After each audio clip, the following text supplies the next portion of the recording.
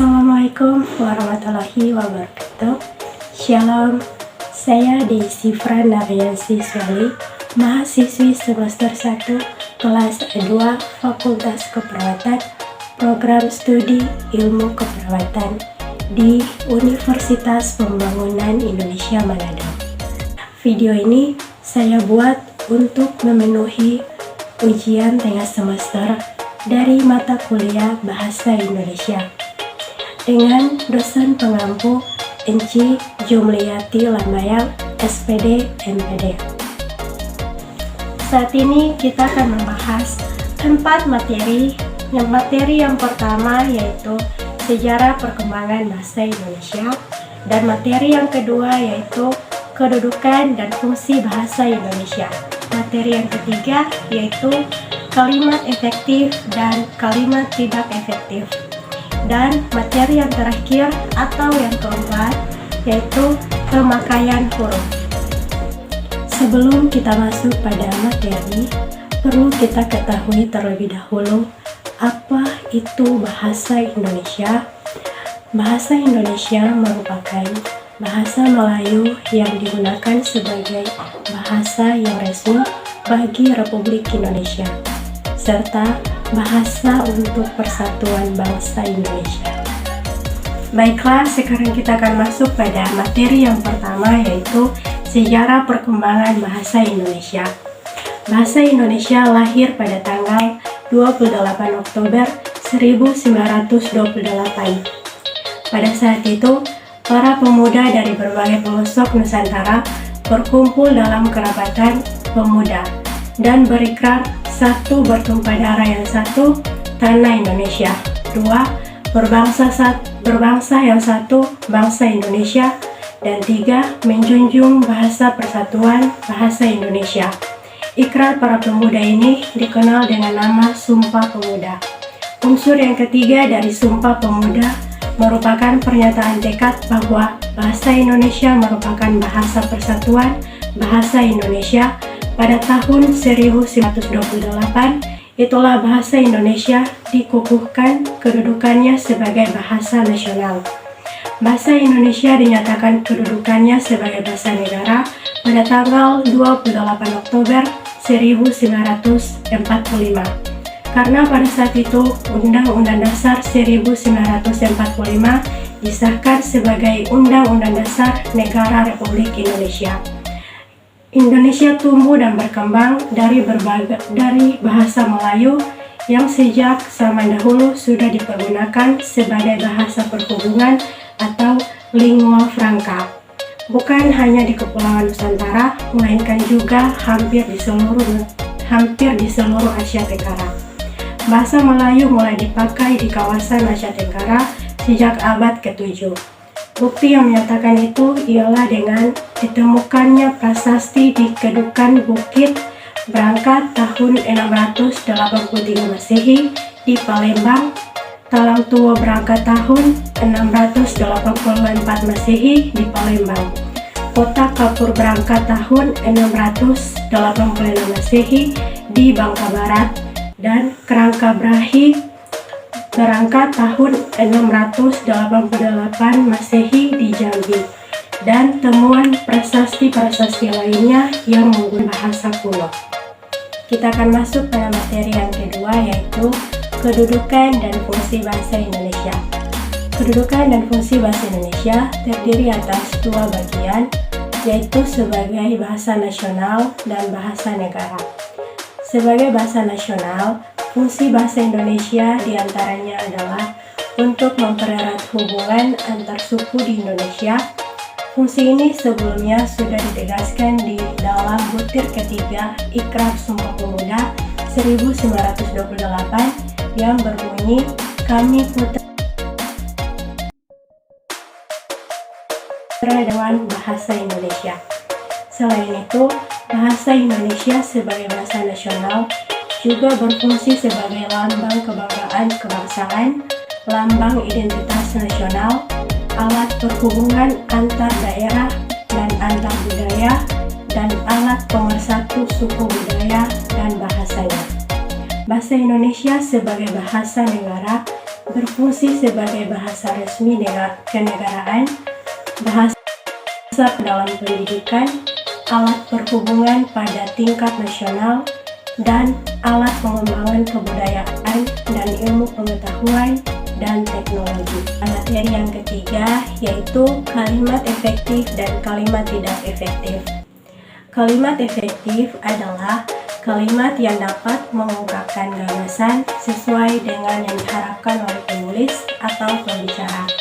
Suatu kalimat dapat dikatakan efektif jika si penerima pesan dapat menyampaikan kembali gagasan, pesan, perasaan, ataupun pemberitahuan sebagaimana yang dimaksud oleh pemberi pesan. Ciri-ciri kalimat efektif. Yang pertama, memiliki unsur penting atau pokok, minimal unsur subjek dan predikat.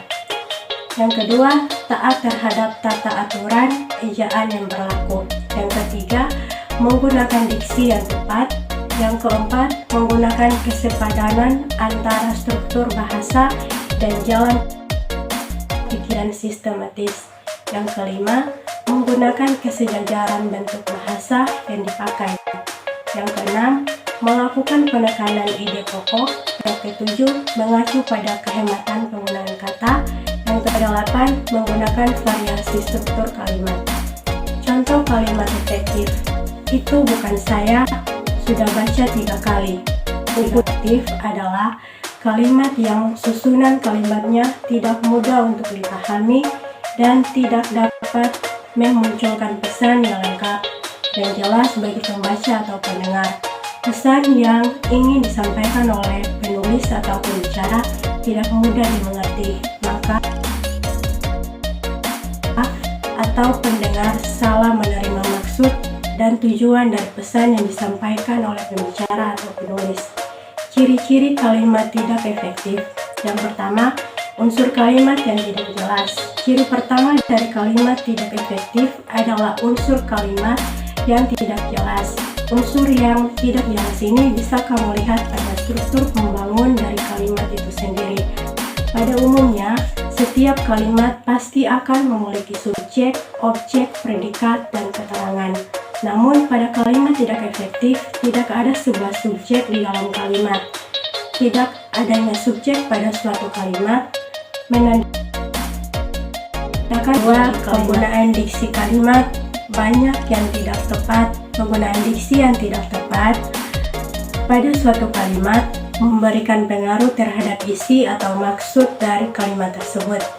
Isi yang tidak tersampaikan pada suatu kalimat bisa menyebabkan terjadinya kesalahpahaman antara pembaca dan penulis, serta pendengar dan pembicara. Terjadinya kesalahpahaman pada kalimat yang disampaikan menandakan bahwa kalimat tersebut sulit untuk dipahami.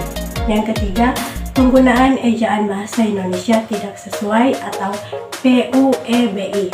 Sudah menjadi hal umum kalau dalam menulis sebaiknya mengacu pada PUEBI atau Pedoman Umum Ejaan Bahasa Indonesia, terutama penulisan karya ilmiah. Di dalam PUEBI, kamu akan mengetahui berbagai macam cara penggunaan ejaan yang sesuai dengan PUEBI seperti penulisan huruf kapital, penggunaan huruf miring, tanda baca, dan lain-lain. Singkatnya, PUEBI sangat disarankan untuk digunakan sebagai acuan dalam menulis. Yang keempat, tidak ada ide pokok dalam kalimat. Ciri-ciri kalimat tidak efektif berikutnya adalah tidak ada ide pokok dalam suatu kalimat. Tidak ada ide pokok dalam suatu kalimat, maka pembuatan paragraf menjadi tidak utuh. Maka dari itu, kalimat tidak efektif bisa mengurangi informasi yang disampaikan oleh pembaca atau kepada pembaca atau pendengar. Yang kelima, boros dalam penggunaan kata. Pada kalimat tidak efektif, penggunaan katanya sangat boros sehingga membuat suatu kalimat kurang enak untuk dibaca. Pemborosan kata pada kalimat bisa kita lihat ketika membaca kalimat. Terdapat banyak sekali kata-kata yang sama. Selain kurang enak untuk dibaca, pemborosan kata bisa menghilangkan pesan atau maksud dari kalimat tersebut. Contoh kalimat tidak efektif. Yang pertama, matematika belajar siswa di sekolah. Yang kedua, dibakar pohon polusi menyebarkan. Kita akan masuk pada materi yang terakhir, yaitu pemakaian huruf. Pemakaian huruf terbagi atas 6 bagian. Yang pertama, huruf abjad. Abjad yang dipakai dalam ejaan bahasa Indonesia terdiri atas 26 huruf, yaitu A sampai Z. Yang kedua, huruf vokal. Huruf vokal melambangkan vokal dalam bahasa Indonesia terdiri atas 5 huruf, yaitu A, E, I, O, dan U. Yang ketiga, huruf konsonan. Huruf yang melambangkan konsonan dalam bahasa Indonesia terdiri atas 21 huruf, yaitu huruf B sampai dengan Z. Yang keempat, huruf diftong. Di dalam bahasa Indonesia terdapat 4 diftong yang dilambangkan dengan gabungan huruf vokal, yaitu AI, AU, EI, dan OI. Yang kelima, gabungan huruf konsonan. Gabungan huruf konsonan K, H, SY masing-masing melambangkan satu bunyi konsonan. Contohnya kalimat khusus. Yang keenam, huruf kapital dipakai sebagai huruf pertama awal kalimat. Contohnya kalimat apa maksudnya, yang dimana huruf A pada awal kalimat menggunakan huruf kapital. Sekian video presentasi dari saya. Jika ada salah kata ataupun pengucapan, saya mohon maaf dan terima kasih. Universitas Pembangunan Indonesia Manado yang terletak di kawasan bisnis Bahu Mall, tempatnya di Kelurahan Bahu, lingkungan 3 Manado. Sangat strategis tempatnya di pusat kota Manado. Buat teman-teman yang masih bingung mau masuk di universitas mana, mari gabung bersama kami di Universitas Pembangunan Indonesia Manado, karena di Universitas Pembangunan Indonesia Manado terdapat 6 fakultas dan 8 program studi. Dan jangan ragu-ragu untuk masuk di Universitas Pembangunan Indonesia Manado, karena Universitas Pembangunan Indonesia Manado sudah terakreditasi B. Khususnya buat teman-teman yang ingin menjadi perawat, mari gabung bersama kami di Fakultas Keperawatan di Universitas Pembangunan Indonesia.